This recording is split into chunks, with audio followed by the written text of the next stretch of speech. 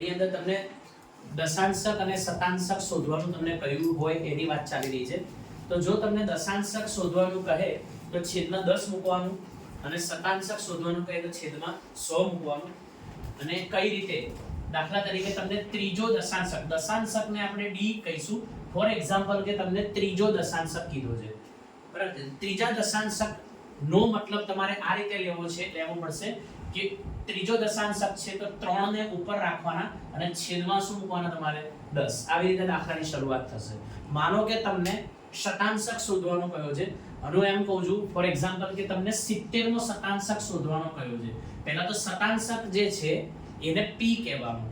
શતાંશક એટલે ટકાવારી એટલે પર્સેન્ટાઇલ એટલે p, બરાબર છે. એટલે એનું નામ મેં p કીધું છે. તો જ્યારે તમે શતાંશક કહે તો તમારે એને p કહેવાનું. અને હું એમ અત્યારે ઉદાહરણ તરીકે લઈ રહ્યો છું કે p 70 શોધવાનો કહ્યો છે. 70 મો શતાંશક શોધવાનો કહ્યો છે. 70 મો શતાંશક. તો આ રીતે કરવાનું કે ઉપર 70 રાખવાના અને નીચે કેટલા મૂકવાના? 100. આ રીતે દાખલાની શરૂઆત કરવાની રહેશે. અને જ્યારે પણ શતાંશક કે દશાંશક નો દાખલો આવે ત્યારે તમને જે અમે રેગ્યુલર મેપ આપ્યો છે જેને આપણે ફોલો કર્યો છે અત્યાર સુધીમાં, x પરથી z, z પરથી એરિયા વિસ્તાર એટલે કે સંભાવના પર જતા હતા, એવી રીતે ના થાય. પછી તમારે એને ઊંધો મેપ ફોલો કરવો પડે. કેવી રીતે ફોલો કરવો પડે? ઊંધો મેપ, બરાબર. ઉદાહરણ 14, n બરાબર 1000, મધ્યક μ 165, વિચરણ સિગ્મા સ્ક્વેર 100 આટલું આપેલું છે. d3 અને p60 એટલે કે ત્રીજો દશાંશક શોધવાનો કીધો છે અને 60 મો શતાંશક શોધવાનો કીધો છે. તો એમાંથી પહેલા ત્રીજા દશાંશકની વાત કરીએ, પણ એ વાત કરતા પહેલા વિચરણ જે આપ્યું છે એનો અંડર રૂટ કરી લઈએ તો આપણને પ્રમાણિત વિચલનમાં કન્વર્ટ થઈ શકીએ. એટલે કે તમને સિગ્મા કેટલો થઈ જશે તમારો? તો કે 10 થઈ જશે, બરાબર. તેનો તો આપણે લઈ લીધો. હવે દાખલાની શરૂઆત કઈ રીતે કરવાની છે? આ રીતે કરવાની છે કે તમારે d3 એટલે કે ત્રીજો દશાંશક શોધવો છે. તો મેં તમને શું શીખવાડ્યું કે 3 ના છેદમાં શું મૂકવું પડશે? તમારે 10 મૂકવું પડશે. દશાંશકમાં ત્રીજો દશાંશક કીધો ને તો 3 ઉપર રાખીશું, છેદમાં શું મૂકી દઈશું? 10. તો તમે એને ભાગાકાર કરશો તો d3 એનો ભાગાકાર શું થશે તમારો? તો કે 0.3. તમે એને 0.3 સમજો, 30 સમજો, 3000 સમજો, કોઈ ફેર નથી પડતો, બરાબર છે. તો આ જે દાખલો જે છે 0.3. હવે અહીંથી તમારો દાખલો એટલે કે તમને આ જે સંભાવના જે ચાર આંકડાની છે ને દર વખતે તમારી આવે છે ને સંભાવના 3 4 4 1 કે આવું કંઈક જવાબ આવતો હોય છે. તો હવે તમને જોયું, હવે તમને જવાબ આપી દીધો છે. મતલબ કે આ દાખલાની અંદર તમને અહીંયા તમને સંભાવના ખબર છે તો અહીંથી મારે ક્યાં જવું પડશે? રિવર્સ જવું પડશે. એટલે કે અહીંથી મારે z પર જવાનું છે, z પરથી મારે x ઉપર જવાનું છે, એવી રીતે મારે ઊંધું જવાનું છે આ દાખલાની અંદર. તો કઈ રીતે થશે? તો સૌથી પહેલા તો ચાર્ટ બનાવી દઈએ છે. તો આ ચાર્ટ બનાવી દીધો અને હવે અહીંયા તમને કીધું છે જોજો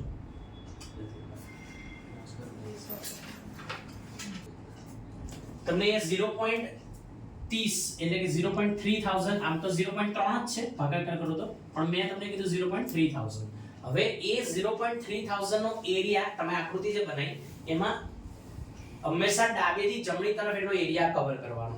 હવે કોમન સેન્સ ચલાવવાની. તમે જાણો છો કે અહીંથી તમે જો આટલે સુધી જાઓ તો 0.5 હોય છે, જેને હું 0.5000 હવેથી બોલીશ.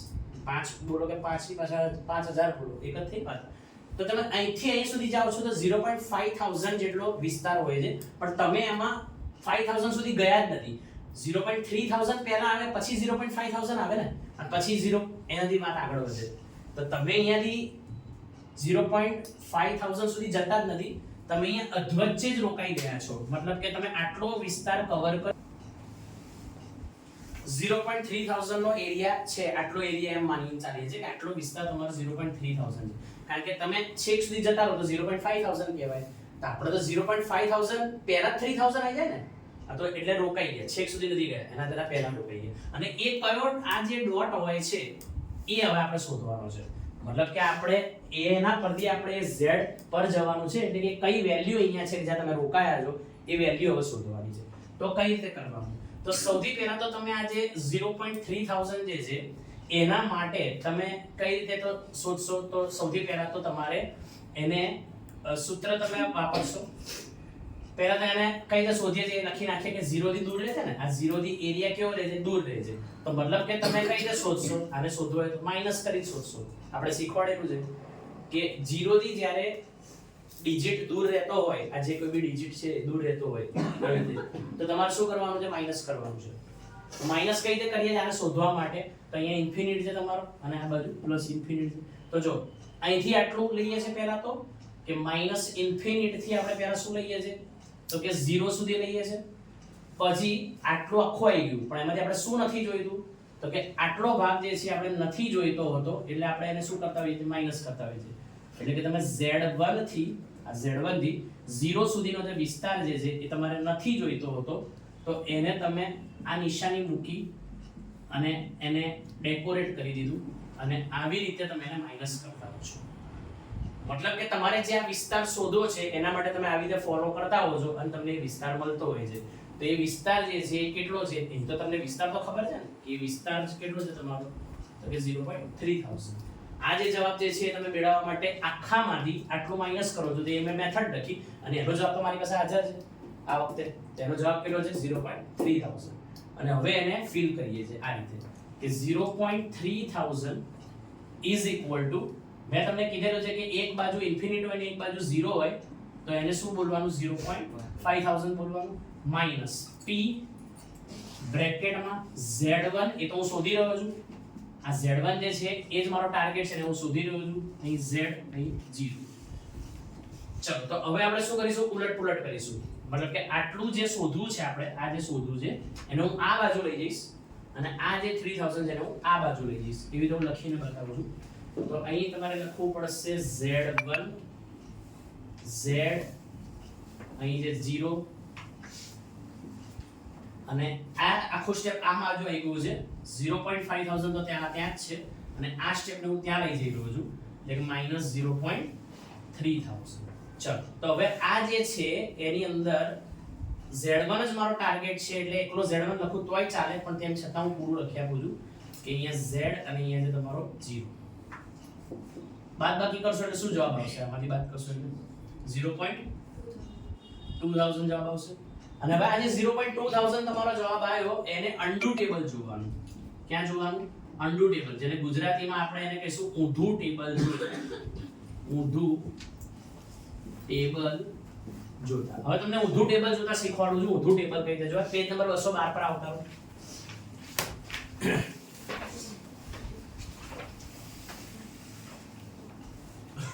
પેજ નંબર 212 અને પેજ નંબર 212 પર કરવાનું શું ધ્યાનથી જોજો. આ જે છે ને એ વચ્ચે કૂદી પડવાનું. અત્યાર સુધી આપણે સાઈડ માંથી જોઈને શોધતા હતા ને, હવે એવું ના થાય. હવે શું કરવાનું? વચ્ચે કૂદી પડવાનું અને વચ્ચે કૂદીને આંકડો શોધવા ટ્રાય કરવાનો. અને આ આંકડો જે છે એ તમારે જોવાનો. કદાચ એક્ઝેક્ટ મળે તો સારી વસ્તુ છે, એક્ઝેક્ટ ના મળે તો એનાથી એક આંકડો મોટો ને એક આંકડો નાનો લેવાનો. જુઓ અંદર શોધતા જાઓ. તો જો જેમ જેમ આમાં જમણી બાજુ જતા જશો ને એમ એમ વેલ્યુ મોટી થતી જશે.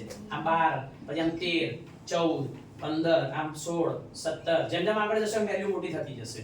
17 પછી અહીંયા 19 19 85 20 19. તો તમે જુઓ કે અહીં તમને 20 19 સૌથી નજીકની કિંમત મળે છે.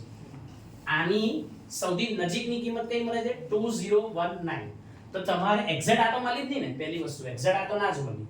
તો તમારે શું કરવાનું કે એને પછીની અને એની પહેલાની લઈ લેવાની. એટલે 0.2019 એના પછીની છે અને એની પહેલાની જે કઈ છે 0.2019 ની પહેલાની છે 0.1985 0.1985. મતલબ કે તમને એક્ઝેક્ટ વેલ્યુ નથી મળતી. એના કરતા આ વેલ્યુ અને આ વેલ્યુ આગળ પાછળની મળે છે. હવે તમારે જોવાનું કે બે વેલ્યુ જે છે એ કઈ તમે લીધી છે તો એને તમારે હવે z જોવાનો. એટલે કે તમારી જે 1985 જે છે એમાં કયો z આવે છે તો એ કહેવાય 0.52. આમ જોવાનું કે 1985 વાળી વેલ્યુ જે છે એ આ બાજુ જો તો 0.5 દેખાય છે અને આમ ઉપર તરફ જો તો 0.2 દેખાય છે.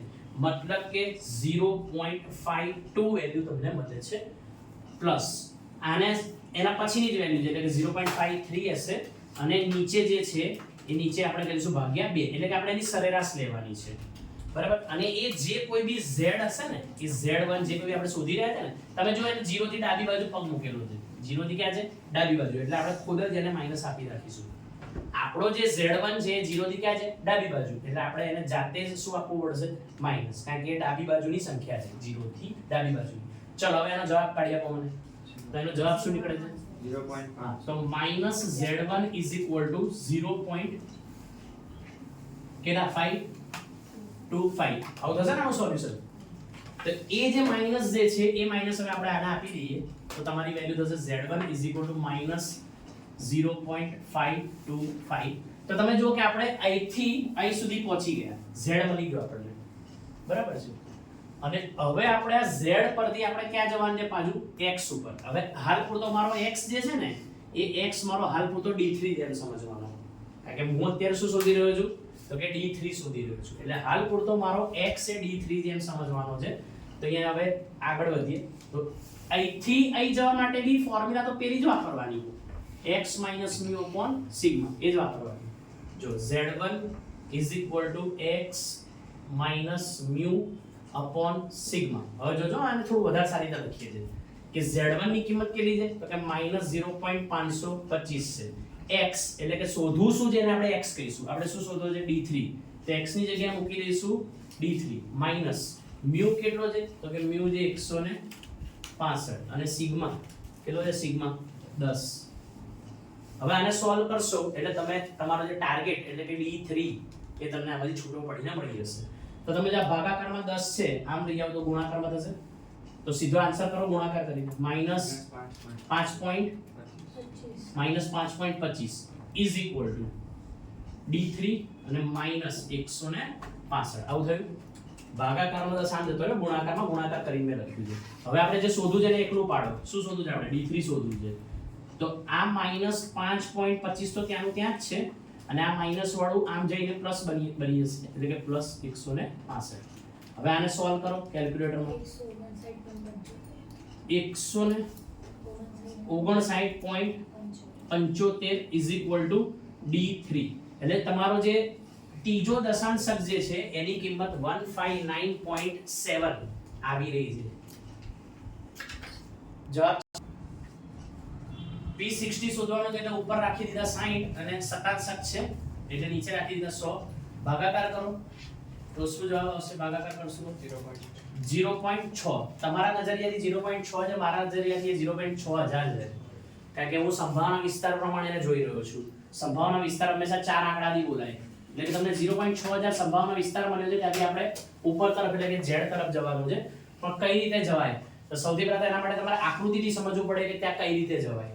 તરત જ એ 0.6000 જેના માટે આપણે આકૃતિ બનાવવા જઈ રહ્યા છે. જરા ધ્યાનથી સમજો. આકૃતિ ની અંદર આ વખતે તમારે માઈનસ પ્લસ પ્લસ આંકડા લખતા હતા ને 1 2 3 એની જરૂર નહીં પડે. તમારે આ વખતે એરિયાથી ચાલવાનું છે. આ જે સંભાવના વિસ્તાર છે એને ધ્યાનમાં લઈને ચાલવાનું છે. અને એમાં કોમન સેન્સ તમને એટલી હોવી જોઈએ કે અહીંથી આમ ડાબી બાજુથી આમ વધતા જઈએ તો અહીંયા 0.5000 આવે. મારે 0.5000 થી ઓછા જોઈએ છે કે એનાથી વધારે જોઈએ છે તો તમે ધ્યાનથી જુઓ. મારે કેટલા જોઈએ છે 0.6000. તો મતલબ 0.5000 તો અહીંયા જ પતી ગયા. અહીંથી બી મારે આગળ જવું પડશે. તો મતલબ કે મેં અહીં પગ મૂક્યો અને આ જે છે એનો હું z1 આ જે ડોટ પડ્યો ને આ ડોટ એ ડોટને હું z1 એવું નામ આપું છું અને બધો એરિયા તમે કવર કર્યો. અહીંથી લઈને છે અહીં સુધીનો એરિયા તમે કવર કર્યો. સમજણ પડી કે ના સમજણ પડી? હવે આકૃતિ જે છે આ જે કઈ વિસ્તાર તમને આ જેટલો મેં હાઇલાઇટ કર્યો છે એનો વિસ્તાર તમને ખબર છે કે એનો વિસ્તાર કેટલો છે તો કે 0.6000 છે. આ બધો અહીંથી આટલો 0.6000 છે. હવે આપણે આપણું લોજિક ચલાવવાનું કે આપણે આવી રીતે જ્યારે આકૃતિ બનતી હતી તો આપણે એને કઈ રીતે સોલ્વ કરતા હતા.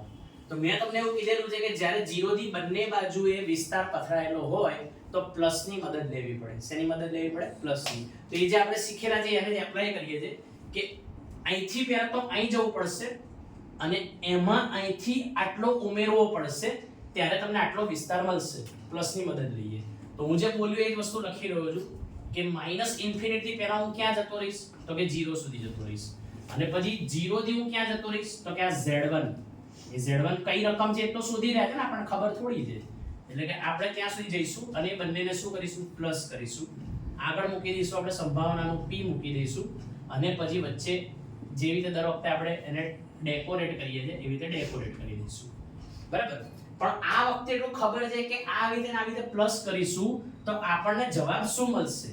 તો એ જવાબ આપણને ખબર છે ને કેટલો જવાબ છે? 0.6000. એ જવાબને તમે આ બાજુ ઇક્વલ ટુ કરીને લખો કે પછી અહીંયા લખો વાંધો નથી. ટૂંકમાં એનો જવાબ આ વખતે ખબર છે આપણને અને કઈ કિંમતનો એ જવાબ મળે છે, કઈ કિંમત સુધીનો એ વિસ્તાર છે એ નથી ખબર. એટલે તો ઊંધો દાખલો કહીએ છે ને. અત્યાર સુધી કેવું હતું કે તમને આ કિંમત ખબર હતી એટલે કે x ખબર હતો, એના પરથી તમે આ શોધતા હતા. હવે ઊંધું કહીએ છે આ ખબર છે, એના પરથી કઈ કિંમત છે એટલે કે કઈ x ની કિંમત છે એ શોધી રહ્યા છે. ચલો તો હવે આ જે છે એની અંદર આપણે જાણીએ છીએ કે એક બાજુ ઇન્ફિનિટી અને એક બાજુ 0 હોય તો કેટલો સંભાવના વિસ્તાર હોય તો કે 0.5000 હોય. વત્તા તમને આ તો ખબર નથી, 0 ની વેલ્યુ તો હોય નહીં પહેલી વસ્તુ, અને આ તો આપણે શોધી રહ્યા છે એટલે એને એમને એમ રાખો, એને કંઈ બદલવાની જરૂર જ નથી. અને ઇઝ ઇક્વલ ટુ અહીંયા શું છે 0.6000. હવે આને એમ કરીને આમ સામે લઈ જઈએ એટલે p અહીંયા 0 z z1 is equal to 0.6000 આ સામે જતું રહેશે એટલે -0.5000. તો બોલો શું થશે? p 0 z z1 is equal to 0.1000 થશે. અને હવે આ 0.1000 જાય એનું ઊંધું ટેબલ જોવાનું, એનું આપણે ઊંધું ટેબલ જોતા પેજ નંબર 212 પર આવતા રહો. ચલો પેજ નંબર 212, અને પેજ નંબર 212 પર આવો તમે ક્યાં જોશો તો તમારે આ સંખ્યા શોધવા માટે વચ્ચે કૂદી પડવાનું. આ વચ્ચે સીધું આ સંખ્યા પકડવા ટ્રાય કરવાની અને એની નજીક જવા ટ્રાય કરવાનો. એક્ઝેક્ટ ન મળે તો એની નજીક જવા ટ્રાય કરવાનો. તમે શોધતા જાઓ. જો પહેલું જે અહીંયા જેમ જેમ આગળ વધશો ને 0.8 0.9 આમ આગળ વધતા જશો, જેમ જેમ આમ જશો ને એટલું યાદ રાખવાનું, જમણી બાજુ જેમ જેમ જશો ને એમ સંખ્યા મોટી થશે, અને જો ડાબી બાજુ જશો ને આ ટેબલમાં તો નાની થશે. એટલે આમ એક સંખ્યા પકડી, આના કરતા કોઈક નાની સંખ્યા પકડી અને જમણી તરફ જવા ટ્રાય કરવાનો. તો જો 0.0948 0.0987 એમાં આગળ વધશો તો આની સૌથી નજીકની જે સંખ્યા મને દેખાય છે, બે સંખ્યા, એક છે એક આના કરતા મોટી લેવાની અને એક આના કરતા નાની લેવાની કમ્પલસરી. એક દેખાય છે મને 1026 0.1026 એક આના કરતા મોટી લેવાની અને એક આના કરતા નાની તમે લો તો એ હતી તમારી 0.0987 0.0987. બોલો એગ્રી? આ સંખ્યા ક્યાંથી હું શોધી લાયો? વચ્ચે જઈને ખબર પડી ગઈ. હવે એ સંખ્યાનો z ઉપાડવાનો એટલે કે એનું ડાબું અહીંયા ડાબી તરફ અને ઉપરનું પ્લસ કરવાનું. તો જુઓ એ કેટલો છે તો 0.2 અને 5 બરાબર ને?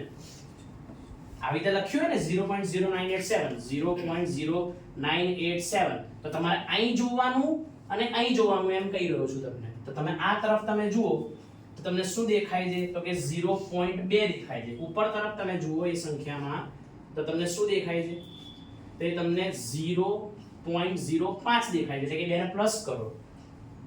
સમજ્યા પડે? જો કોને પ્લસ કરવાની વાત કરી છે આ બેને તમે પ્લસ કરો એટલે તમને શું જવાબ મળે?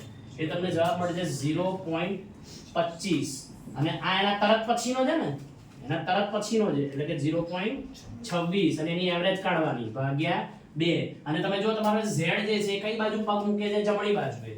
z 0 ની ક્યાં જતો રહે છે? જમણી બાજુએ. એટલે એને પ્લસ નિશાની ખુદ આપી દેવાની આપણે પોતે. એટલે અહીંયા લખીશું z1 જે આપણે શોધી રહ્યા છે. હવે આનો તમે જવાબ મને કાઢી આપો.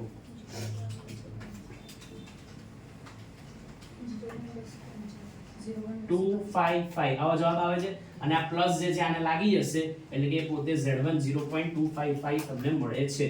ચલો તો તમે જુઓ કે તમે અડધે રસ્તે પહોંચી ગયા. તમને અહીંથી તમે આ z સુધી પહોંચી ગયા. હવે અહીંથી z પરથી ક્યાં જવાનું છે તમારે? x ઉપર.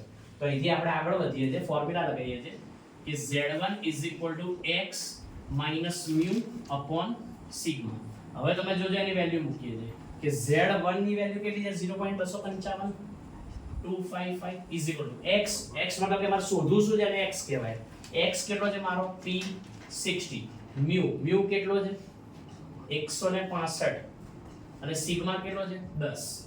અને આને તમે સોલ્વ કરશો એટલે ધીમે ધીમે તમારો p60 નો જવાબ છૂટો પડી જશે. તમે આને ભાગાકારમાંથી ગુણાકારમાં લઈ જાઓ તો શું થશે? 2.55 થશે. અહીં p60 અને -165 -165 ને આમ લઈ જાઓ તો +165 થઈ જશે ને. એટલે 2.55 +165 is equal to p60. બોલો હવે એનો સરવાળો કરી આપો.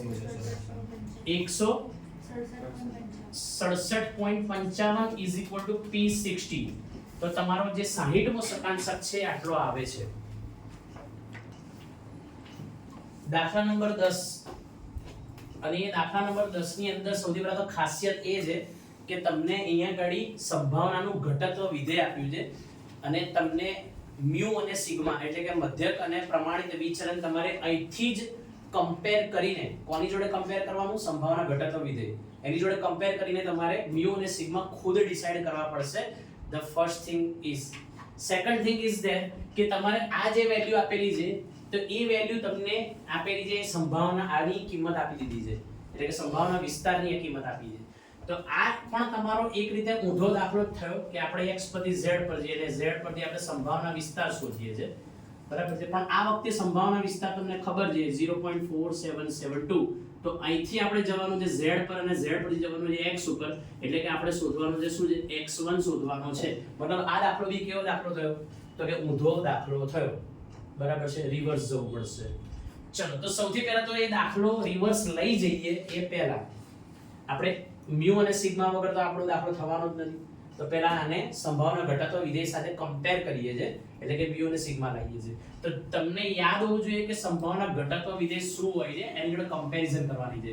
તો 1 બાય શું છે અહીંયા સિગ્મા પછી અંડર રૂટમાં 2 પાઈ હે ને પછી અહીંયા ડોટ કરીને e હોય છે -1/2 બ્રેકેટમાં હોય છે x મ્યુ અપોન સિગ્મા અને અહીં હોય છે એનો સ્ક્વેર. તો આ જે મેં લખ્યું છે એ સંભાવના ઘટત્વ વિધેય લખ્યું છે.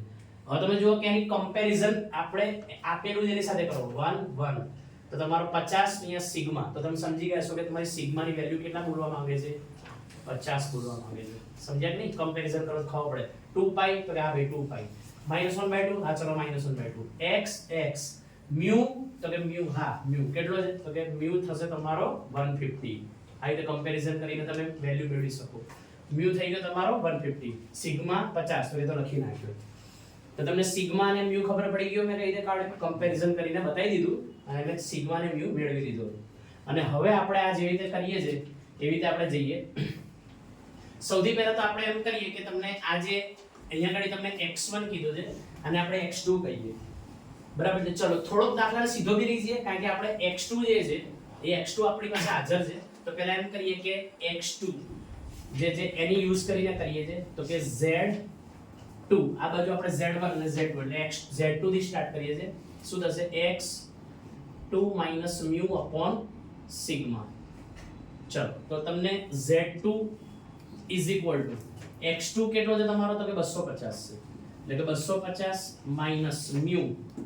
મ્યુ કેટલો છે તો કે 150 અને અહીંયા છે સિગ્મા કેટલો છે તમારો તો કે 50 છે. ચલો z2 તો આપણે શોધીશું ને તો 250 માંથી 150 બાદ કરો શું આવશે 100 અને એના ભાગ્યામાં કરો 50 એટલે કે z2 ની કિંમત તમને શું મળશે 2 મળશે. z2 ની કિંમત તમને કેટલી મળી 2. તો અહીંયા આ જે વિગત જે છે એને હું z માં કન્વર્ટ કરીને લખું તો અહીંયા હું z1 લખી નાખું બરાબર છે. અહીં વચ્ચે x ની જગ્યાએ z કરી નાખું અને આ કિંમતને હું સ્થાન આપી દઉં એટલે કે 2 બરાબર અને અહીં છે તમારો 0.4772 ઓકે. હવે એ જે z વાળી કિંમત આવી હવે એના પરથી આપણે આકૃતિ પર જવા ટ્રાય કરીએ. ચલો તો એની મદદથી હું આકૃતિ બનાવું છું. તો સૌથી પહેલા તો વચ્ચે 0 મૂકી દીધો આ બાજુ પ્લસ ઇન્ફિનિટી આ બાજુ માઈનસ ઇન્ફિનિટી. અહીંયા તમને ખબર છે કે અહીંયા +2 છે અહીંયા 1 2 3 આ બાજુ પ્લસ ઇન્ફિનિટી આ બાજુ -1 -2 -3 માઈનસ ઇન્ફિનિટી. ચલો હવે કીધા પ્રમાણે વેલ્યુ ને આપણે ડ્રો કરીએ છીએ તો કે અહીંયા +2 છે તો આ લાઈન મેં +2 પર ડ્રો કરી દીધી આ +2 મેન્શન કર્યું બરાબર છે. અને અહીંથી તમારે આમ ડાબી તરફ જવાનું છે આમ તમારે ડાબી તરફ જવાનું છે. તો તમારે ડાબી તરફ કેટલે સુધી જવાનું છે તો એ હાલ આપણને ખબર નથી પણ તમને એટલું ખબર છે કે એ 0.4772 જેટલો વિસ્તાર છે. એ કેટલો વિસ્તાર છે તો કે 0.4772 તો આપણે એમ માનીએ છીએ કે એ કોઈક વેલ્યુ અહીં ક્યાંક હશે એમ માનીએ છીએ. પણ 0.477 અંદર તમે વેલ્યુ જો કે તમને ડાયરેક્ટ મળી જાય છે એમ તમે ચેક કરો તમને ડાયરેક્ટ વેલ્યુ એ મળી જાય છે. જો તમને ડાયરેક્ટ વેલ્યુ મળી જતી હોય તો તમારે એને એમ માની લેવાનું છે કે તમારી આ જે વેલ્યુ જે છે એ 0 હશે. અહીંથી તમે આ તરફ જાઓ છો અને તમને આ વેલ્યુ જો સીધી મળી જતી હોય ટેબલમાં તો તમારે એટલો જ એરિયાને ડ્રો કરી દેવાનો છે અને એ વેલ્યુ તમારે મળી જાય છે 0.4772. જો ડાયરેક્ટ મળી જાય તોની વાત છે તો તમારે આ વેલ્યુ 0 છે એમ માનીને ચાલવું પડે. કારણ કે 0 થી લગોલગ છે ત્યારે તમે ડાયરેક્ટ એક્ઝેક્ટ કિંમત સુધી પહોંચી શકો છો. 0 થી લગોલગ ના હોય તો યા તો પ્લસ કરવું પડે છે યા તો માઈનસ કરવું પડે છે. ધેટ મીન્સ કે આ તો ડાયરેક્ટ વેલ્યુ મળી ને તમને, મતલબ કે એ બીજી સંખ્યા શું હશે તમારી 0 હશે એમ માનીને ચાલો છે. તો એને તમે ફરીથી લખો આ રીતે કે આ જે વિગત જે છે એને આપણે ફરીથી લખીએ તો કે 0 હશે, z હશે, i2 હશે અને ત્યારે તમને વેલ્યુ કઈ મળી હશે તો કે 0.4772. તો તમે જુઓ કે હવે તમને શું મળી ગયું તો કે આ જે છે z મળ્યો, એટલે કે અહીંયા z1 કહું છું, આને z2 કહું છું. અને હજી તમારો દાખલો પત્યો નથી કારણ કે તમારે z2 પરથી હજી ક્યાં જવાનું છે તમારે તો કે z2 પરથી હજી તમારે x1 પર જવાનું છે. ટાર્ગેટ ભૂલી નહીં જવાનું, આપણો ટાર્ગેટ શું છે x1 ટાર્ગેટ છે. તો આના માટે ફરીથી સૂત્ર લગાવું છું કે z1 x1 μ upon sigma. તો હવે z1 કેટલો છે તમારો તો કે 0 મળ્યો છે, x1 માં લાવો છે μ તમારો છે 150 અને સિગ્મા કેટલો છે 50. તો તમે આને આ બાજુથી ગુણાકારમાં લઈ જાઓ તો 0 જ થવાનો છે ને. તો 0 x1 150 અને આને -150 ને આમ લાવો એટલે પ્લસ થઈ જશે, એટલે કે 150 x1.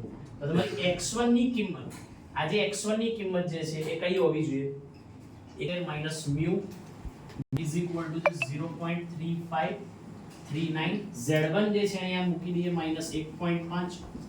અહીં z, હવે મારે z2 લાવવો પડશે (0.3539). હવે આ જે છે એના માટે આકૃતિ દોર્યા વગર કામ નહીં ચાલે. આકૃતિથી આપણે z2 સુધી પહોંચી શકીશું. તો આ z1 જે છે એની મદદથી હું પહેલા તો z2 માં કન્વર્ટ થઈ રહ્યો છું. કઈ રીતે આકૃતિથી? તો આકૃતિ બનાવી અહીંયા 0 1 2 3 પ્લસ ઇન્ફિનિટી, -1 -2 -3 -ઇન્ફિનિટી. ચલો સૌથી પહેલા તો -1.5. -1.5 કોની વચ્ચે આવે તો કે -1 અને -2 ની વચ્ચે આવે. અહીં મૂકું છું -1.5. ઓકે, અને મેં તમને શું કીધું જ્યારે આ બાજુની વેલ્યુ આપી હોય તો અહીંથી આમ જવું પડશે. પહેલા તેની ચર્ચા કરી દીધી. તો અહીંથી તમારે આમ જવાનું છે, પણ અહીંથી આમ તમે કેટલું જશો એ તો તમને ખબર નથી. પણ એટલું તમે ધ્યાનથી જુઓ કે તમને 3539 એટલે કે તમે 5000 તો ક્રોસ કરી નથી રહ્યા ને. તમે જે શું વેલ્યુ આપી 3539. તો તમે અહીંથી આ તરફ તમે જાઓ છો તો ક્યાં સુધી તો કે પહેલા તો 5000 તમે ક્રોસ કરતા જ નથી. તો આ 5000 થી મોટી વેલ્યુ હોત ને, સ્વાભાવિક રીતે તમે અહીંથી આમ જતા રહ્યા હોત તો એ એરિયા જો બહુ મોટો હોત તો તમે 5000 થી મોટો એરિયા લખ્યો હોત અહીંયા. મતલબ કે તમે 0 ને ક્રોસ કરીને પેલી બાજુ ગયા જ નથી, એનો મતલબ એવો નીકળે છે. એટલે કે તમારો આટલો ક્યાંક એરિયા હશે એવું માની લઈએ. અને એ વેલ્યુ જે છે આ તમારી z2 ની એ અહીં ક્યાંક જ, એટલે કે આ ડાબી બાજુએ જશે એવું માનવું પડે. બરાબર. અને હવે આ જે છે એનું આપણે ફોર્મ્યુલા પેલું જે બનાવતા હોઈએ છીએ એ રીતે બનાવીએ તો કઈ રીતે થશે તો કે માઈનસ તમારે 0 થી દૂર રહે છે એટલે બાદબાકીની મદદ લેવી પડશે ને. 0 થી આ દૂર છે તો કઈ રીતે કરશો તો -1.5 થી પહેલા 0 સુધી જાઓ અને આમાંથી આને બાદ કરો. એવું કરીએ જો કે -1.5 થી ચલો અહીં છેડે દો. -1.5 થી તમે પહેલા તો 0 સુધી જાઓ અને એમાંથી તમારે બાદ કરવું પડશે. શું બાદ કરવું પડશે તો તમારે આ z2 થી 0 આટલો જે ભાગ તમારે નથી જોઈતો, એટલે કે અહીંયા z2 થી 0 સુધીનું તમારે બાદ કરવાનું છે.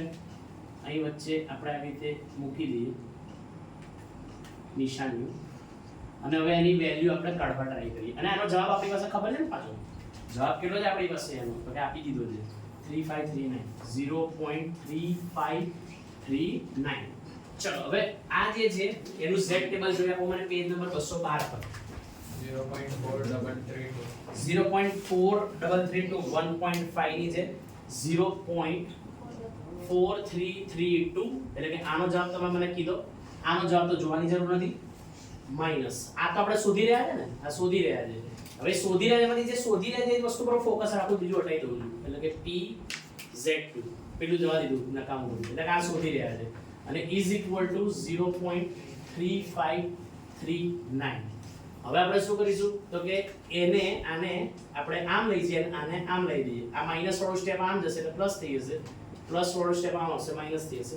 0.4332 minus 0.3539 અને is equal to p z2 z અને 0. લો આખું લખ્યું આપણે. ચલો હવે આમાંથી વાત કરીએ આપો મને 0.0793 અને ઇઝ ઇક્વલ ટુ તમારું p z2 z અને 0. તો તમને આ જે એરિયા મળે છે બરાબર છે, તો એ તમને શેનો વિસ્તાર મળે છે તમને, તો કે તમારે આ જે છે એને 0.07 નો જે વિસ્તાર મળ્યો એ તમને અંડુ ટેબલ જુઓ, હવે એને અંદર ચેક કરવા જાઓ 0.2 નો વિસ્તાર મળે છે. ધેટ મીન્સ કે તમને z મળ્યો છે અને z મારો 0 થી આ બાજુ છે ને, આને તમે ઊંધું ટેબલ જોયું બરાબર છે, તમે ઊંધું ટેબલ જોયું તો તમને એક્ઝેક્ટ 0.2 મળે છે અને 0.2 0 થી આ બાજુ જે m માનીને આપણે ચાલી રહ્યા છે એટલે કે -0.2 છે એમ માનીને ચાલવું પડશે. -0.2 છે કારણ કે z એ ડાબી બાજુ છે. ચલો તો આ તમને શું મળી ગયું z2, તો જો હું z2 પર કન્વર્ટ થયો કેટલો મળ્યો -0.2. હવે અહીંથી પાછો મારે ક્યાં જવું પડશે, મારે x પર જવું પડશે. કરીએ જો z2 x2 μ sigma, તો z2 કેટલો છે તમારો -0.2 છે, x2 મારે ફાઇન્ડ કરવો છે, μ 150 છે, સિગ્મા 50 છે. તો 50 ભાગાકારમાંથી ગુણાકારમાં લઈ જાઓ, 50 ગુણ્યા 0.2 minus 10 is equal to x2 minus 150. આ માઈનસ 150 ને આમ ફેંકી દો તો -10 વત્તા 150 -10 વત્તા 150 is equal to x2. 140 is equal to x2. Check the answer આવે છે નથી આવતો.